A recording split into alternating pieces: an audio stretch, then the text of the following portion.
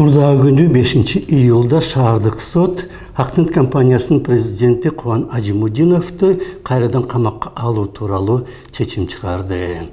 Ага чейин 9-июнда райондук сот аны үй камагына бошоткон жана анын жүрөгүнө дароо операция жасалган. Ал тууралуу сотко справка берилди, бирок прокурор справка эмес, медициналык корутундуну талап кылды. Бирок ал эмгиче ооруканада жатат, ошондуктан эч кандай корутунду чыга элек.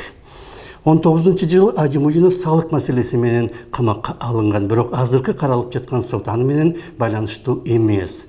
20-жылдын октябрындагы окуялардан кийин 6-октябрда Ажимудинов үй камагына чыгарылган, бирок анын үйүнүн ачкычы жанында болбогондуктан ачкычты алайын деп Акнет компаниясына барган. Компанияны мурда рейдерлик жол менен басып алгандар болсо, анын ошол келишин рейдерлик кылууга аракет болчу деп ошол күнөөлөгөн жана ошол иш азыр каралып жатат.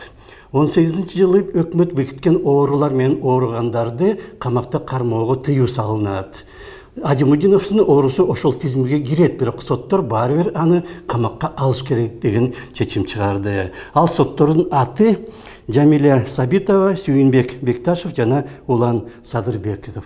Кыргызстан түбүнө адилетсиз соттор жете тургандай болуп калды.